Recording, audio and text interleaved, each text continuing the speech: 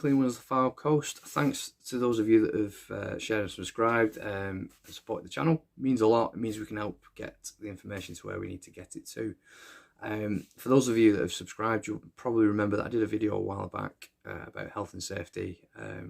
Mentioned that someone threatened to take me to court over what they said was an accident, which I don't believe that's happened. I'll leave a link in the description.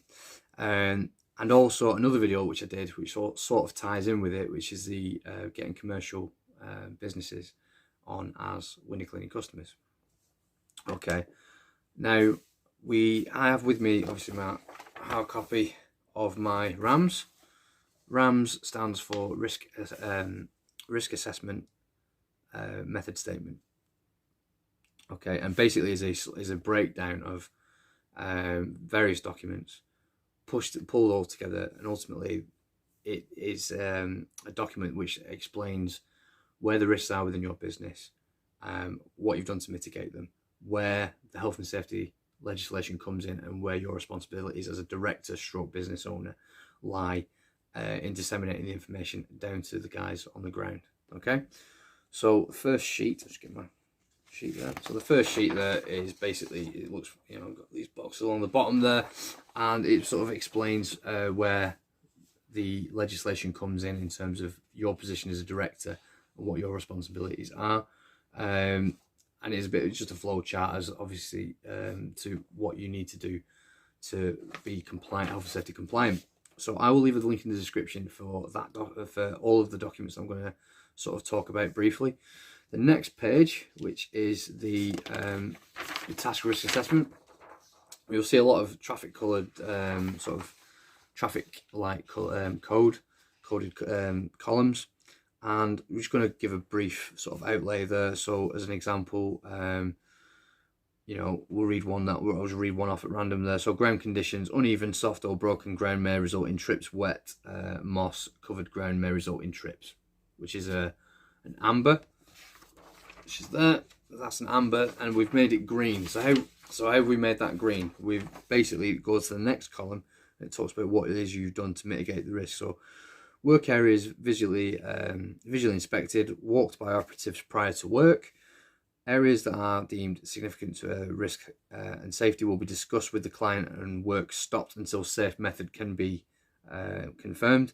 Suitable footwear will be worn by all operatives with good grip. First aid kit available in all works vehicles. So we have with us a first aid kit in each vehicle. We have a fire extinguisher in each vehicle in case of an electrical fire. That's all sort of written up. We have we obviously, I say to any of my lads, if you feel at any point that the job isn't safe, you know, stop, have a think, you know, assess where the risks are, etc. And if in doubt, get in touch with me, and then ultimately we can make a sort of decision together. Talk to the customer, etc. It could be that you've gone out to you're due to carry out work on a roof, on a step roof, for example, where you have to stand on the roof to get to the windows above. But as you turn up, it's like, as you go up the ladder, you notice that it's like an inch thick in ice. Well, no one in their right mind would want to stand on that. So, you know, you have to assess, you know, in your mind, you have to say, right, if I stand on that, am I going to go, you know, falling over and hurt myself, etc. And if the answer to that is yes, it might be worth going, you know, dropping down the ladder, explain to the customer, look, I'm supposed to do that on your roof there, but it's like about an inch thick in ice. It's not safe for me to do. And there'll be some sort of compromise set. We'll not do it today. We'll come back and do that another day. That's an example. Okay. So rather than push through where, you know, a potential accident might happen, you've sat down, you've confirmed the area, you've sort of gone, right, well, that's not safe, we'll not do it. We'll rearrange the job for another day.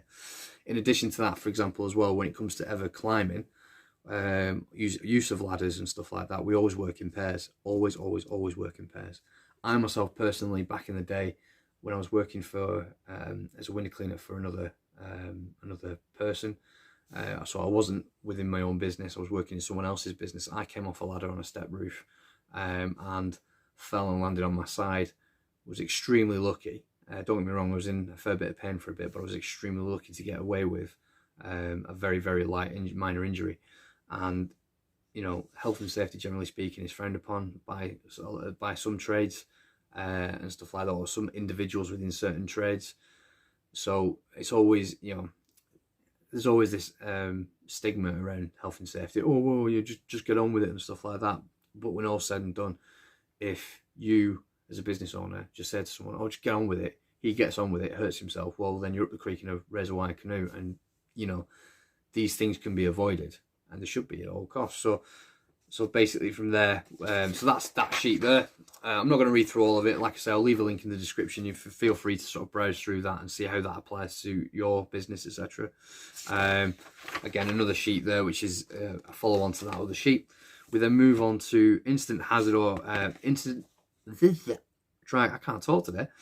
Incident or hazard reporting tool. So basically, if ever you've ever had a job within a supermarket or whatever, if you've ever been an employee, every single business that you've ever worked for should have an accident logbook, and in that book they log all the accidents, the dates, the times, the people involved, what happened, how can it be avoided in future, and they also log near misses. In theory, a lot of the time these things get neglected, but you will find yourself coming a cropper should you don't log a near miss, and then 2 days later the same thing happens again, but then it happened, as it happens, there was a catastrophic injury. So at all times, that is key.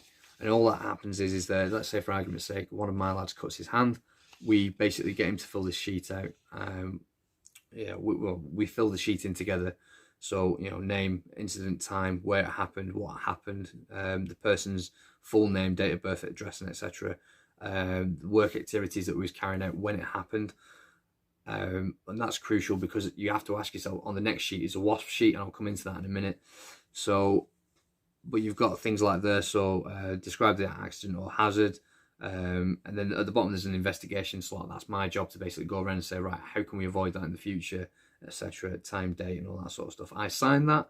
I log it away in a file, so that should that same person, for argument's sake, as a result of that injury, require long-term medical care down the road, there's a log in there. My insurance will kick in because I've done everything that I can to mitigate the risk. Someone has got themselves hurt, etc.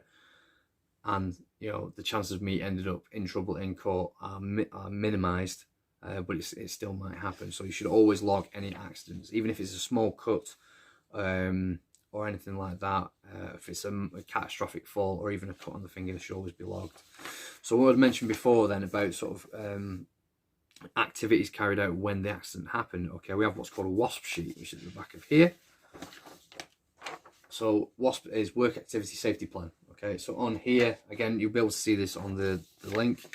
On there, as an example, it might be, is everybody aware of their duties? Are they trained to the, are they classed as competent people trained to do that job? So for argument's sake, if you've got a young, let's say a 19-year-old lad, who's fresh on the job, etc., who's never done the job before, are you getting him to work up ladders necessarily unsupervised? That could be a particular area for risk. Has he conducted health and safety modules and stuff like that to sort of train him to safely mount and dismount a ladder and all that sort of stuff? Is he familiar with where the first aid kits are? Is he familiar with, basically, is he trained and competent in doing what you've asked him to do? And have you done everything as you can as a business owner to make sure that happens? And that's that there. So there is so that's basically all the things that I've got on my sheet there. That ultimately is your RAMS.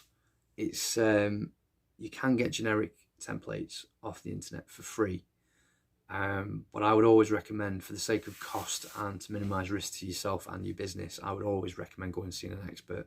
So again, I will leave a link in the description for Mark Prince, who is my health and safety expert. He is absolutely fantastic. Each of these RAMs is designed for my business. So ultimately, should you offer services, for example, that I do not offer, things like soft washing, climbing on roofs, demossing roofs, underground drainage or something like that, all that jazz, then ultimately a job specific RAMS can be given to you. Now, we talked at the beginning about sort of why bother with this paperwork and all this sort of stuff. I would sooner need it and not, I would sooner have it and not need it rather than need it and not have it. So let's say, for argument's sake, I'm bidding for a job on a school, and there are certain areas around there which are, shall we say, a bit more high risk than usual. The facilities management team might ask me for a copy of my RAMS and a copy of my insurance. Now, not every single commercial job you bid for is necessarily going to ask you for these things, but it's always nice to have your ducks in a row just in case they ask you. And I have a copy of this in a hard copy in my van, which is for general duties, okay. And then I have I can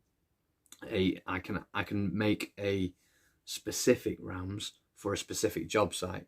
So if, for argument's sake, there are a certain area, like a hospital or something like that, where specific risks that wouldn't exist in any other job site or on a generic job site, should they exist, I can add those additional risks and what I'm doing to mitigate those to that sheet. And it just protects you, it protects the people who work for you, and ultimately gives the people that you are presenting the RAMS to, the facilities management team, they're giving them a warm fuzzy feeling that you've done everything you can to mitigate any risks. So yeah, I hope that was useful. And like I said before, feel free to look on the links that I've left in case you need any of the documentation. I would strongly advise, once again, I can't reiterate enough, speak to Mark Prince. I pay him a monthly retainer to be my walking, talking conscience when it comes to health and safety, and to hold me accountable. So I would strongly recommend you do the same. So yeah, once again, thanks for subscribing to the channel, and I'll see you all in the next video. Keep on keeping on, peeps.